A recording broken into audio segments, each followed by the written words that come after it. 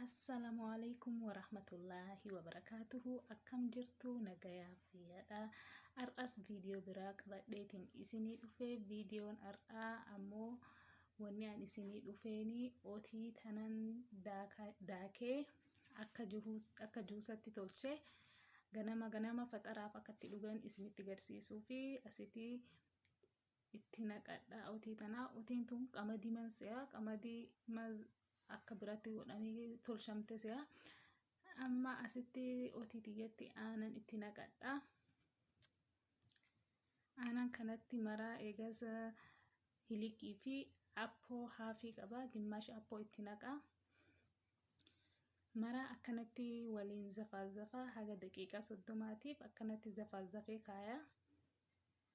Daqiiqaa 30 amma deebi'ee daa'ima itti naqadha. Daa'ima mankaa takkaa itti naqa.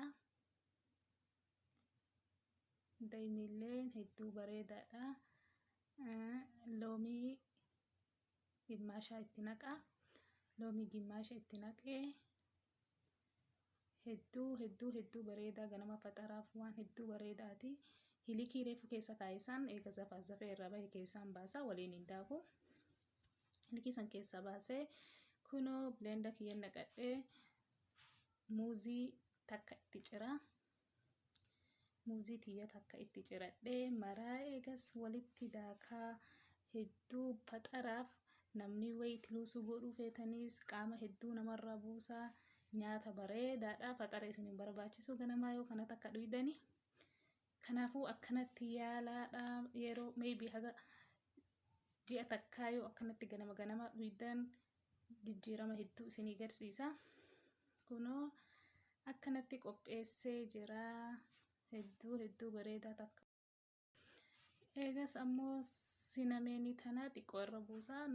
Namni yoo barbaadan dirqamaa miti itti buusuu illee qabdanii. Kunoo akkanatti hilikiidhaan kamte san xiqqishuu irra bubuusee hedduu bareedaadha.